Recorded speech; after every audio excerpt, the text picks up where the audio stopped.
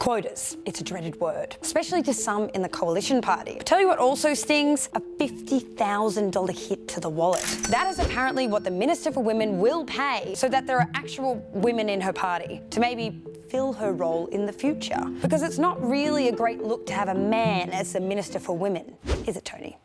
Anyway, I digress. Kelly O'Dwyer's cash splash announced today is going straight into a special Liberal Party fund to help finance the campaigns of women in her party to run at the next election. But there's one woman who definitely won't be, our current Assistant Minister for Social and Disability Services, who was defeated in a pre-selection battle at the weekend by this guy, her former staffer, which all kicked off a bit of a shitstorm. Why do the Queensland LNP and Malcolm Turnbull not want to pre-select Liberal and Queensland women to run for Parliament? What has happened with Jane is a bloody disgrace. This is the consequence of having a grassroots political party. And today, one Queensland MP says Liberal ladies are telling her they're going to quit the party, which is a big move. But the Libs do have a pretty big problem with the women's. At the 2016 federal election, Labor came close to its own quota goal of 50-50 representation, with the Greens hitting the mark. But in the Liberal Party, women made up only 21% of Parliament, the Nationals 14%. And there were just 10 women out of 41 in the government ministry. So what do we do?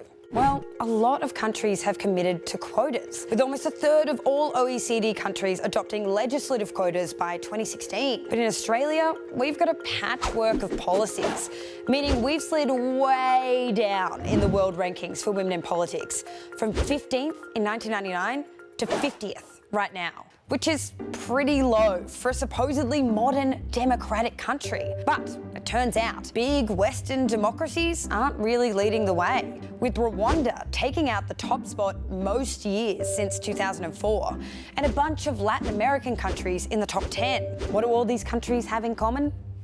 Quotas. But there are non-quota means to get ahead. The Nordic countries have been killing it in this field for years, but that's because of decades of reform in things like childcare, flexible work, and paternity leave. And in Finland, 12% of the annual public funding of political parties is targeted towards women.